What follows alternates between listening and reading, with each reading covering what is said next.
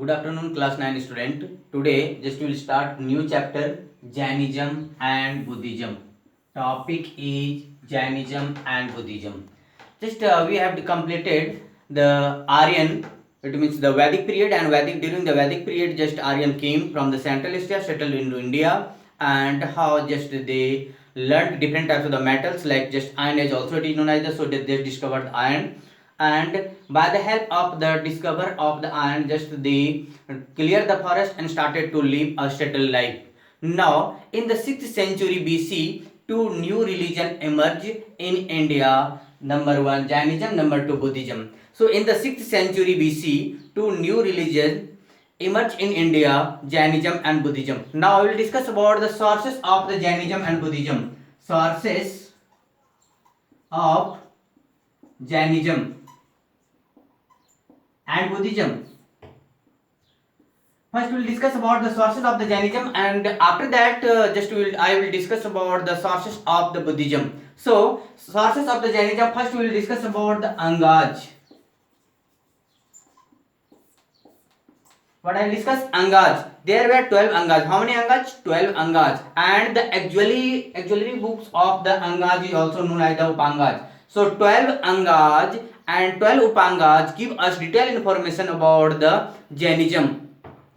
Angaj is also, it is generally accepted that whatever Lord Mahavira taught after gaining the enlightenment, it gives us detailed information. So Anga give us detailed information about the Jainism, and the founder was the Buddhism. Real founder, I am talking about the real founder of the Buddhism was Mahavira. So Mahavira. Angaj give us detailed information about the Mahavira. Angaj it means the books of the sources of the Jainism. It means Angaj, 12 Angaj give us detailed information about the Jainism. Now according to the R.C. Majumdar, in the 4th century BC, a great famine took place in the Bihar. According to the R.C. Majumdar, he is a great historian. So according to him, in the 4th century BC, which century BC? 4th century BC, 4th century BC, a great famine took place in Bihar. Famine means drought, it means scarcity of the food. So took place in the Bihar, and in that times a great leader who was the follower of the Jainism, his name was Bhadrabahu. He did a lot of cooperative work for the people, poor people, farmers or etc. So Jainism started from there, but that was not highlighted. But in the 6th century BC, when Vardhaman Mahavir came, just Jainism highlighted. So now after that Angaj is also known as the Dwadasangi. Other name of the Angaj, Dwadasangi. So Angaj is also known as the Dwadasangi. It gives us detailed information about the Jainism. Just again and again I am talking. Now I will discuss about the Tripitakas. Second sources, Tripitakas. It is it is known as the tales of the Buddhism. So Tripitakas give us detailed information about the Buddhism, not Jainism. Tripitakas give us detailed information about the Buddhism. Now Tripitakas, there are how many Pitakas? 3. How many? 3. Just we are going to discuss about the 3 Pitakas. Number 1, Sutta Pitakas. Number 2, Vinaya Pitakas.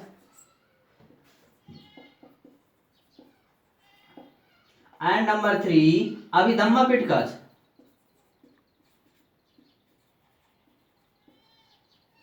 Abhidhamma Pitakas. Now I'll discuss about the Vinaya Pitakas. What Pitakas? Vinaya Pitakas. So number 1 just should be Vinaya Pitakas. I'll discuss about the Vinaya Pitakas. And Vinaya Pitaka, it deals with the rules and regulation of the Buddha. Vinaya Pitaka deals with the rules and regulation of the Buddhas. What were the Buddha's rule and regulation? It is mentioned in which Pitakas? Vinaya Pitaka. So Vinaya Pitaka gives us detailed information about the rules and regulation of the Buddhas. Now Second now second one I'll discuss about the Sutta Pitkas. It describes or encourage the Buddha, the very what it's called Buddha's birth or the rebirth. Various birth or the rebirth of the Buddhas discussed in the three Pitkas.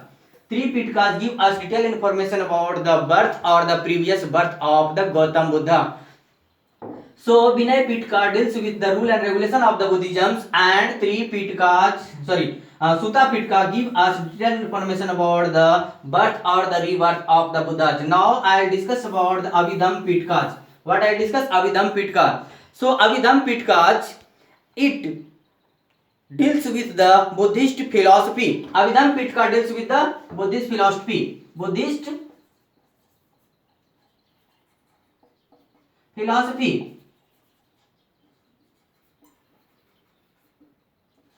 So I have discussed about the what it's called Vinay Pitka. It deals with the rule and regulation of the Buddhism. Sutta Pitka deals with the birth or the rebirth of the Gautam Buddha, and Abhidham Pitka deals with the Buddhist philosophy. Whatever the philosophy was given by the what it's called Gautam Buddha, it has mentioned in the Abhidham Pitka. So now we have discussed completed three Pitkas. How many Pitkas? Three Pitkas, Vinay Pitka, Sutta Pitka and Abhidham Pitka. It gives us detailed information about the Gautam Buddha. Now second point, I'll discuss about the causes. What were the causes for the rise of the Jainism and Buddhism? So first I'll discuss about the Jainism, causes for the rise of Jainism. Point number one, I'll discuss about the reaction against the ritualisms. Reaction against ritualism.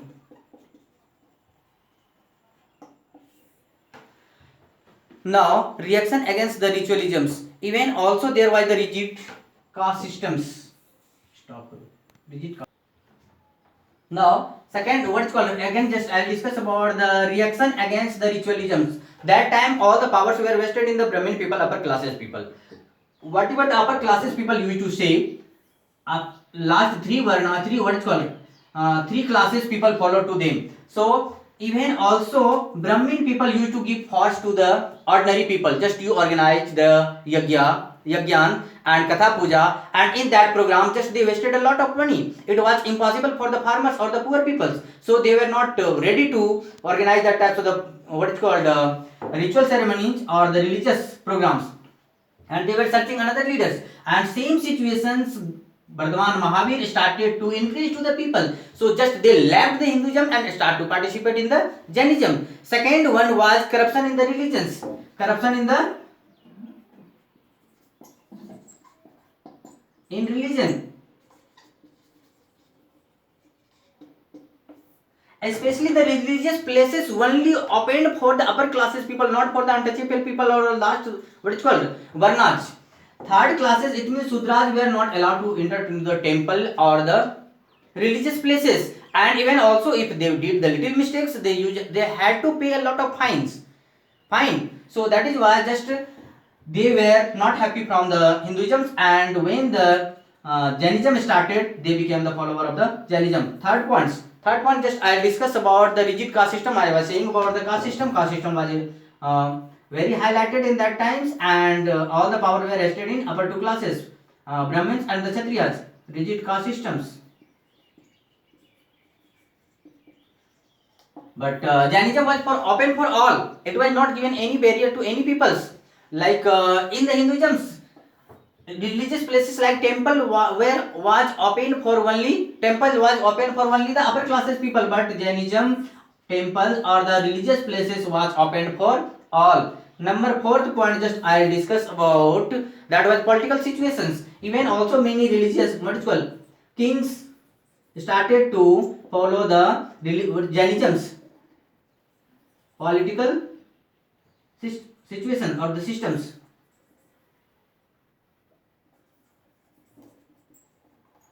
Like Bardhaman Mahavir also was the king. So if the king started to follow the religion, other people also start to follow the religion. Now even also it was less costly. So agriculture means farmer also. Agriculture and means those who were involved in agriculture, they also became the follower of the Jainism. So agriculture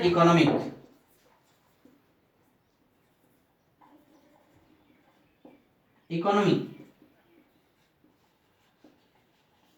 because in the Hinduism there was a bali system, a lot of bali was given, but in the Jainism there was no bali, no cost, even free of cost, just people by heart can pray to God and participate in the Jainism. So these were the causes of most of the Indian people became what is called started to head from the Hinduism and became the follower of the Buddhism. Thank you class. Next class I will discuss next point.